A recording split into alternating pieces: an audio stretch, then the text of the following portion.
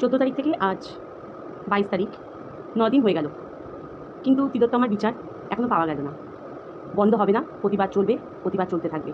একজন হাঁপিয়ে গেলে আর একজন প্রতিবাদে নামবে, প্রতিবাদ থামবে না। তিলোত্তমার বিচার চাই, তিলোত্তমার বিচার চাই।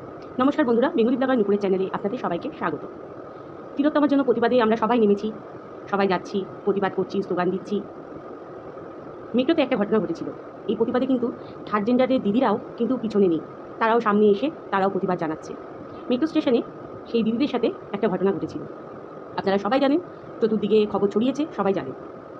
আমার একটা কথা খুব বলতে ইচ্ছা করছে, আচ্ছা যাদের ওপর অত্যাচার হয় তাদের ফটোগুলো বেশি করে ধরে তোলা হয়, যারা অত্যাচার করে তাদের ফটোগুলো কেন দেওয়া হয় না? একটু বলতে পারবেন কেন দেওয়া হয় না?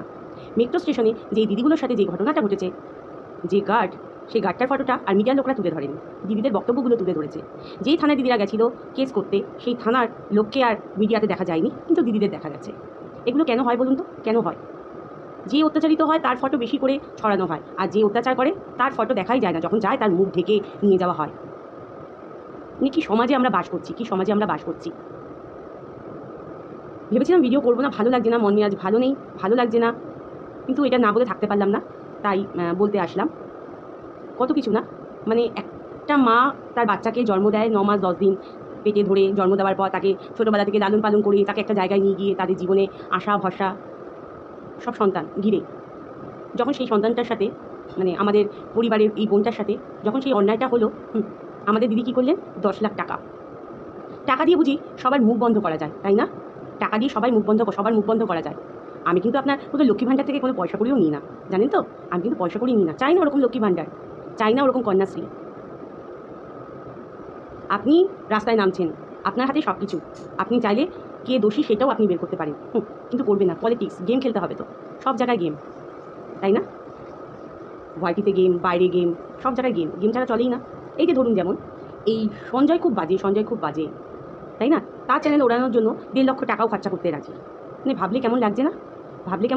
ভাবি, একটা সময় বসে ভাবি যে ওয়াইটিটা ছেড়ে দেবো, ভাল লাগে না এগুলো। কেন, আমি তো মানুষের সাথে কখনো এইভাবে মিশে আসিনি, মানুষের সাথে আমি সরলভাবেই মিশি, সরলভাবেই কথা বলি।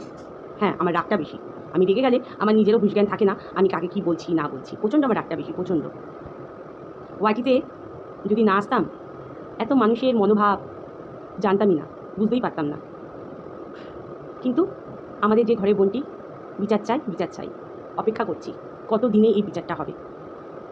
রাস্তায় থার্ড জেন্ডার থেকে আরম্ভ করে বাচ্চারা, বয়স্ক বৃদ্ধারা, দাদুরা, সবাই প্রতিবাদে নেমেছে।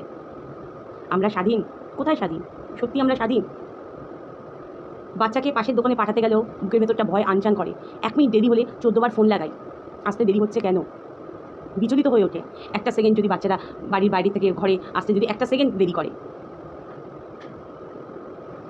ধ্বংস তো হবেই, আমরা এই প্রকৃতির নিয়মেই চলি, আমরা চলি। প্রকৃতি যেমন দেয় তেমন আবার নেয়।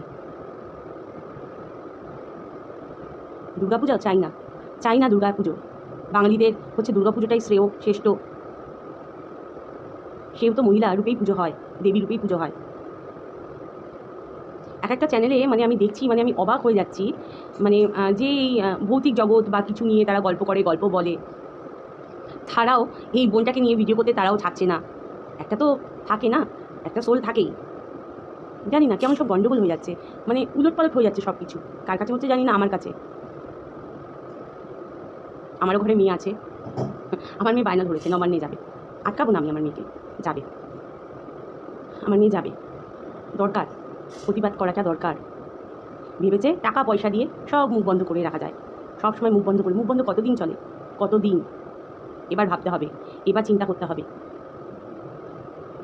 কন্যাশ্রী, লক্ষ্মী ভাণ্ডার দিয়ে তো আর মানুষের মুখ বন্ধ করা যায় না, তাই না? আমার কিন্তু নেই, আমার কিন্তু লক্ষ্মী ভাণ্ডার করা নেইও। অনেকে বলে করিসনি কেন? আমার দরকার নেই। উনিও একটা মহিলা, হাসি পায়। এই পৃথিবীর বুকে কেন আছি এই পৃথিবীর বুকে? যাই হোক, কী বললাম ভিডিওতে আমি নিজেও জানি না, তোমরা দেখো, তোমাদের মতামত জানিও অবশ্যই, যে যেখানে তো সবাই ভালো। একটা ফোন ঢুকে গেছিলো। যাই হোক, তিলোত্তমার বিচার চাই, বিচার চলতে থাকবে, প্রতিবাদ চলতে থাকবে, আর বিচার তো চাই, অবশ্যই বিচার চাই। যে কোনো জিনিসের যেমন শুরু আছে তার তো শেষ আছে, শেষটাই দেখতে চাই, শেষটাই দেখতে চাই। যারা যে যেখানে আছো সবাই ভালো থেকো, সুস্থ থেকো, এই কামনাই করি, এই কামনাই করি। টাটা, ভালো থেকো।